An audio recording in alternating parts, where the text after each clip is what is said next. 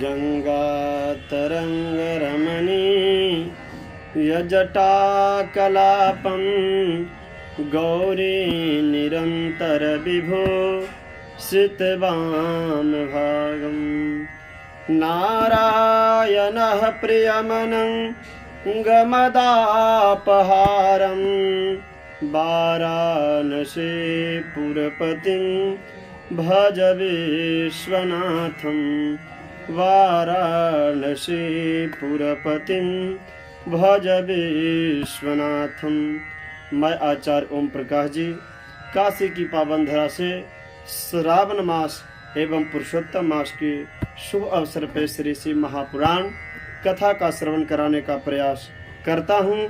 पहले की कथाओं में हमने श्री शिव महापुराण के अंतर्गत श्री शिव महापुराण महात्म्य, बिंदु तथा चंचुला के प्रसंग को आप लोगों को सुनाया। आज शौनक जी कहते हैं सूत जी से, सूत सूत महाप्राज्ञा व्यास शेष नमोस्तुते धनस्तुम सर्वयोषि वर्णीयमः द्रुणा। श्रीमत्शिवपुराणस्य श्रवणस्य विधं वद येन सर्वं लभेत् श्रोता संपूर्णं फलोत्तमम्। कहते हैं शौनक जी की हे व्यास जी के शिष्य सूत जी, आपको बारंबार प्रणाम है और आपके महान गुण वर्णन करने योग्य हैं। आप श्री शिव महापुराण कल्याणमयी शिव महापुराण की कथा किस प्रकार से मानव को सुननी चाहिए, जिससे कि किस प्रकार से श्री शिव महापुराण की कथा सुना जाए तो मानव को पूर्ण फल की प्राप्ति हो, इसके विषय में हमें बतलाइए। सूतुवाच, सूत जी कहते हैं, अथते संप्रभक्षामि संपूर्ण फल हेतवे वेदिम शिव पुराणस्य शौनको श्रवणे मुने।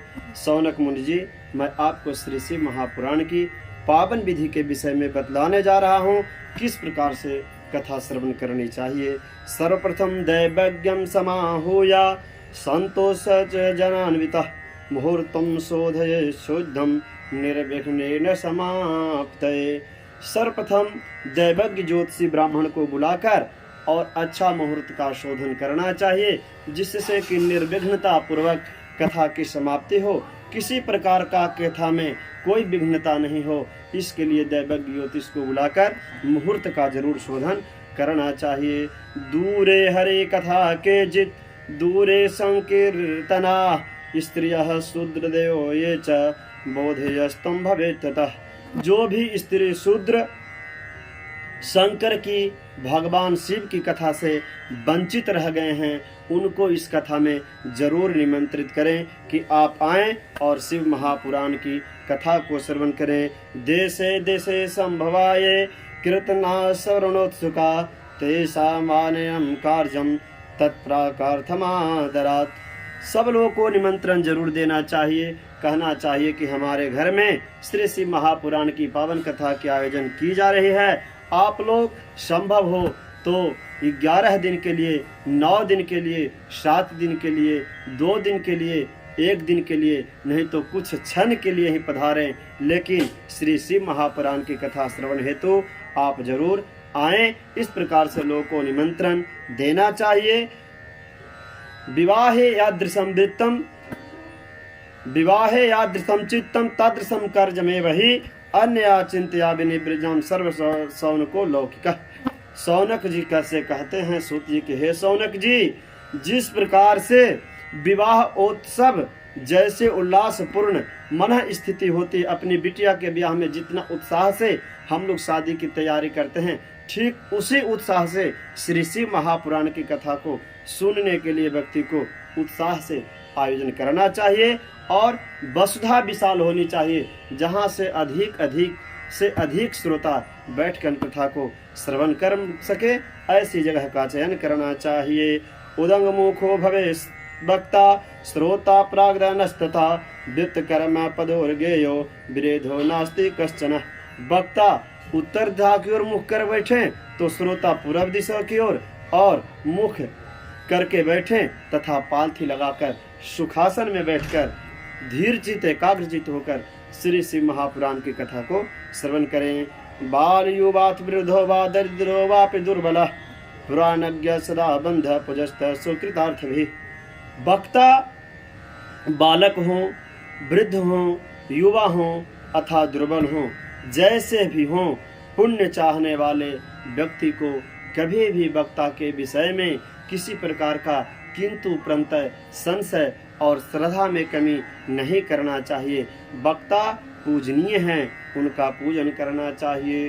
गुरुवः संतो बहवो जनमंतो गुणतश्च वै परो गुरो पुराणज्ञ तेषा मध्य विशेषतः।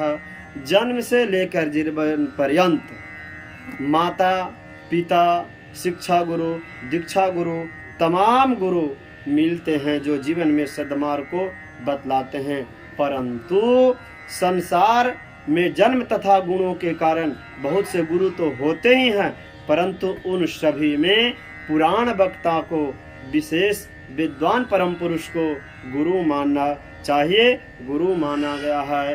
भवेत कोटि सहस्रेषु भूतवा भूतवा वसीदताम यो ददाति परामुक्ति कोन्यस्तस्मात् परो गुरु। करोड़ों योनियों में जन्म लेने के बाद दुख भोगते हुए प्राणियों को मुक्ति प्रदान कराता है पुराण वक्ता। कथा के माध्यम से आपके जीवन में आए हुए दुराचार गुणों को दुर्व्यसनों को दूर करने का प्रयास करता है वक्ता। आप उस कथा को सुनकर अपने जीवन में उत्पन्न बाधाओं से समस्या से किस प्रकार निजात पाएं, इसके लिए आप पुराण वक्ता से कथा सुनते हैं तो कितने लोगों का जीवन आदर्श हो जाता है, चरित्र निर्मल हो जाता है। इसीलिए कह रहे हैं कि वक्ता पे कभी भी श्रद्धा में किसी प्रकार की भेदभाव नहीं होनी चाहिए। ये धूर्ता ये च दुर्वृता ये चान्ये बीजिगिसवः तेषां कुटिल व्रते नोग्रम नैवे बदेत कथाम। जो धूर्त दुराचारी हों, दूसरे से वाद विवाद करने वाले प्रपंची लोग हो, उन कुटिल वृत्तियों को जो कथा में विघ्न पहुंचाते हों, कथा में बीच बीच में समस्या पैदा करते हों, ऐसे लोगों को वहाँ नहीं बुलाना चाहिए। ये दुर्जनों समाकीर्णो न दुष्ट समावृते देशे न धूर्त सदने बदित पुण्य कथा मिमाम। दुष्टों से भरे तथा डाकों से घिरे प्रदेश और धूर्त व्यक्ति के घर में इस पवित्र कथा को कभी कहना नहीं चाहिए। परम पवित्र पावन स्थल पर ही कथा का आयोजन करना चाहिए। कथा विराम कर्तव्यो महताने मुहूर्तकम मूल मोतोनार्थम तत्कीर्तान किनान रहे। मध्याह्न की 2 घड़ी में कथा का विराम होना चाहिए और बीच बीच में कथा के प्रारंभ दिन से लेकर पहले से व्रत करने वाले जजमान को कथा श्रोता तथा वक्ता दोनों को छौर कर्म इत्यादि कराकर तब कथा का शुभारंभ करना चाहिए। कथा विघ्न विनाशार्थम गणनाथम प्रपूजये कथाधीशम शिवम भक्त पुस्तकम च विशेषतः। कथा में निर्विघ्नता न हो किसी प्रकार का, इसीलिए भगवान गणनाथ गजानन का पूजा अवश्य करें और शिव महापुराण की कथा की प्रधान भगवान शिव की वांगमयी प्रतिमूर्ति शिव महापुराण ग्रंथ की भी भक्ति भाव से जरूर पूजन करें और उसके बाद बुद्धि वाले श्रोता विधि पूर्वक तन मन प्रसन्न चित्त से शुद्ध हृदय से आदर पूर्वक कथा श्री शिव महापुराण की सुने। जो वक्ता और श्रोता इन विधि विधान से कथाओं को करता है और सुनता है, उसको भगवान सदा भक्ति समायुक्ता नान्या कार्य सुलालसा वाग्देता सोचियो विरक्ता श्रोता पुण्य भागिनः। श्रद्धा और भक्ति से युक्त होकर दूसरे कर्मों में मन को नहीं लगाते हुए मौन धारण कर पवित्र भाव से भगवान शिव की वांगमय प्रतिमूर्ति श्री महापुराण की कथा को श्रवण करना चाहिए। उसके बाद कह रहे हैं कि कथायाम कथ्यमानायाम गच्छन् तत्र ये नरा भोकांते प्रणयंसंतिम ते सामदारद संपदा। जो कथा को बीच बीच में छोड़कर इधर उधर अन्यत्र आते जाते हैं, इससे न जानने के कारण, अज्ञानता के कारण मानव से अपराध हो जाता है। उन्हें पुण्य के जगह उनसे गलती से पाप हो जाता है। इसलिए कथा को बीच बीच में छोड़कर इधर उधर नहीं जाना चाहिए। तत्व शोषणे मस्तका चय स्रवन्ति कथा नरा तत्पुस्ता प्रजायन्ते पापिनाम कुल दूषका। कभी भी पुण्यमय कथाओं को सुनने के लिए श्री सत्यनारायण व्रत कथा हो या श्री महापुराण की कथा हो, श्रीमद् भागवत महापुराण की कथा हो, राम कथा हो, कोई भी कथा हो, अपने सर पे पगड़ी बांधकर कथा नहीं सुनना चाहिए। इस प्रकार जो अपने सर पे पगड़ी बांधकर कथा धारण कर जो कथा श्रवण करते हैं, उनके पापी और कुलंक पुत्र उत्पन्न होते हैं, कुल दूषित होता है। ताम्बूलम भक्षयन्ति ये श्रवन्ति माम कथा नरा स्वाभिष्ठाम खोदयन्ता ने नरके यम किंकरा। बहुत ही शास्त्र ने गंभीर बातों को बतलाया है। जो मानव श्री मद्भागवत महापुराण, शिव महापुराण की कथा को श्रवण करने के समय अपने ऐश्वर्य का प्रदर्शन करते हुए मुख में तांबूल भक्षण कर श्री शिव महापुराण या श्रीमद्भागवत महापुराण की कथा सुनते हैं, उन्हें यम किंकर विष्टा खिलाते हैं। और जो लोग ऊंचे आसन पर बैठकर कथा को श्रवण करते हैं, वह समस्त नरकों को भोग कर कौवे की योनि में, काक की योनि में जन्म लेते हैं। इसलिए कभी भी गलती से भी वक्ता से ऊंचा आसन पे बैठकर कथा नहीं सुनना चाहिए। कथायाम कीर्तमानायाम विघ्नं कुर्वन्ति खला कोटि शब्दम नरकान् भोक्ता भवन्ति गाम शोकरा। जो दुष्ट व्यक्ति धार्मिक कार्यों में, श्री शिव महापुराण की कथा में, यज्ञों में जो विघ्न पहुंचाता है, विघ्न उत्पन्न करता है, वह करोड़ों वर्षों तक नरकीय यातनाओं को भोगने के बाद ग्राम शुकर के रूप में, गांव के सुअर के रूप में जन्म लेता है। इसलिए मानव को कभी भी धार्मिक कार्य आयोजन हो, वहां किसी भी स्थिति में विघ्न नहीं पहुंचाना चाहिए। हर्षोल्लास से कथा में सहयोग करना चाहिए और विधि विधान से जिस प्रकार बतलाई गई, गणनाथ भगवान आदि की पूजन करने के बाद कथा की पूर्वारंभ होनी चाहिए। और व्यास रूप प्रथोदाज्ञा शिव शास्त्र विशारदा तत्कथा प्रकाशे न मद्याम विनाशय। इस प्रकार इन विधि विधान को सुनने के बाद सौनक जी सूत जी से कहते हैं, प्रभु आपने बहुत ही अच्छी बातें बताई, इससे मेरा अंधकार दूर हो गया। भक्ति पूर्वक वर्णम पंचमी प्राणाम कार्यम वैक्स भक्तितः शिव पंचारणंत्रस्य जपयकारस्य तै सदा। भक्ति पूर्वक 5 ब्राह्मणों को वर्ण करना चाहिए। पंचाक्षर मंत्र ओम नमः शिवाय का जप, शिव सहस्त्र नाम का जप बीच बीच में होता रहे, इसके लिए 5 ब्राह्मणों का वर्ण अवश्य करना चाहिए। इत्युक्ते मुने भक्ता कथा श्रवण सद्विधि श्रोत्रणाम च भक्तानां श्रोत्रमिच्छामि। इस प्रकार सूत जी कहते हैं कि मैंने आपको वक्ता श्रोतों द्वारा भक्ति पूर्वक किस प्रकार से कथा श्रवण की उत्तम विधि को पालन करना चाहिए, इसके विषय में सुनाया। सौनक जी आगे क्या सुनने की इच्छा है, इसके विषय में बतलाइए। तो सौनक जी अब श्रोताओं को सुनने के लिए नियम बतला रहे हैं कि किस प्रकार से कथा को श्रवण करना चाहिए, इसके विषय में बतला रहे हैं। पुंसाम दीक्षाम विहीना नाम नदाकार कथा श्रवे स्तोतु कौमारते भक्तुर दीक्षा ग्राहम तरमुने। दीक्षा से रहित मानव को या शिव महापुराण की कथा हो, या श्रीमद्भागवत महापुराण की कथा हो, या राम कथा हो, कोई भी कथा श्रवण करें तो सर्वप्रथम गुरु मंत्र जरूर लेना चाहिए। गुरु दीक्षा लिए बिना कथा श्रवण नहीं करनी चाहिए। कथा ब्रह्मचर्य मध्य मसुपितः पात्र बल्लम च भोजनम कथा समाप्त भुक्तम च कुर्या नित्यम कथा व्रति। कथा सुनने वाले को चाहिए कि भूमि में शयन करें, ब्रह्मचर्य का पालन करें, पत्तल में भोजन करें तथा प्रतिदिन कथा समाप्त होने के बाद अन्न ग्रहण करें।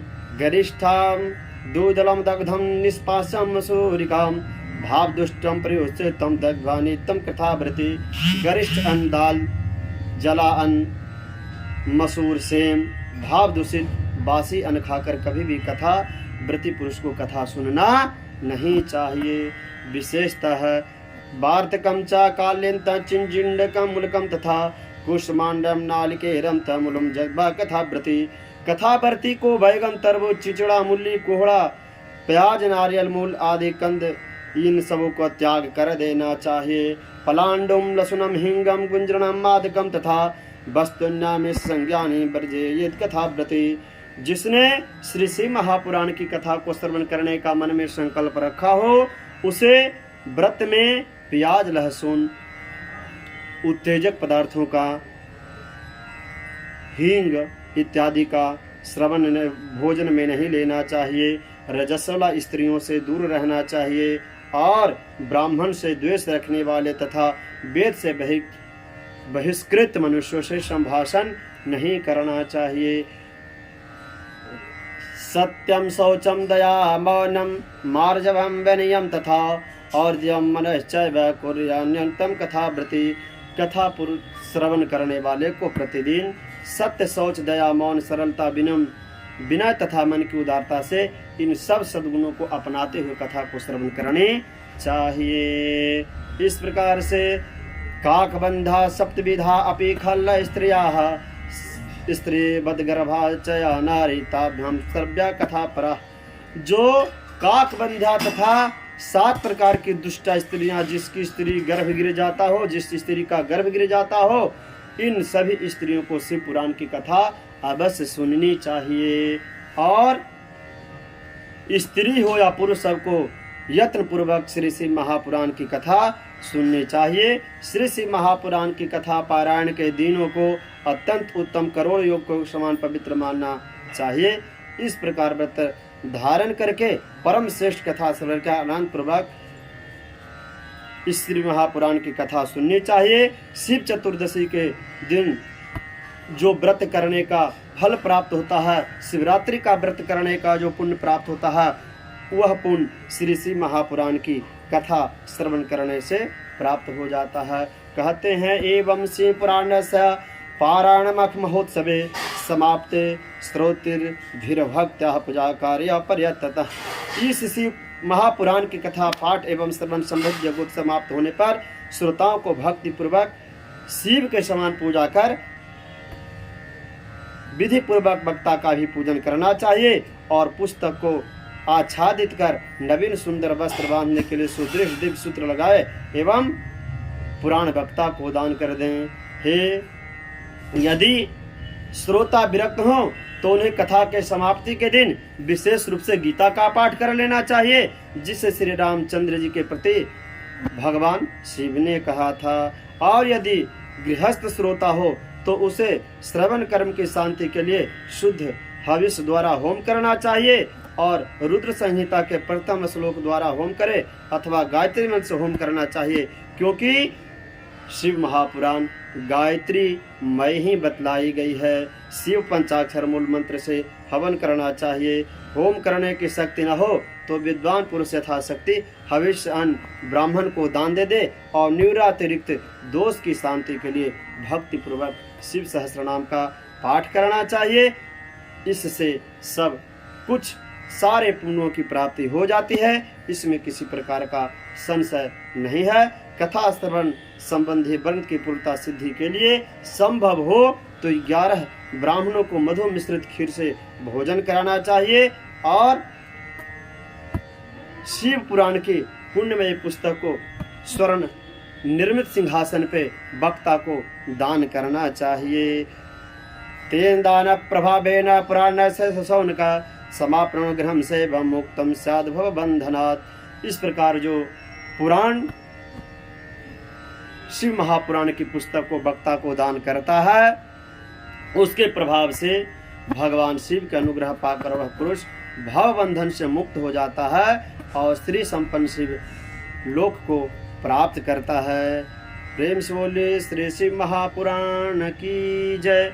इस प्रकार आज हमने श्री शिव महापुराण की कथा की श्रवण विधि बतलाई।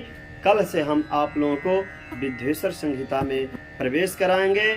ओम नमः शिवाय, ओम नमः शिवाय, नमः पार्वती पतये, हर हर महादेव। आप हमारे YouTube चैनल के नए श्रोता हैं तो हमारे चैनल को जरूर सब्सक्राइब करेंगे, शेयर करेंगे, ताकि मैं आपको इस पवित्र पुरुषोत्तम मास में श्री शिव महापुराण की कथा को नित्य श्रवण कराऊंगा। जय विश्वनाथ, हर हर महादेव।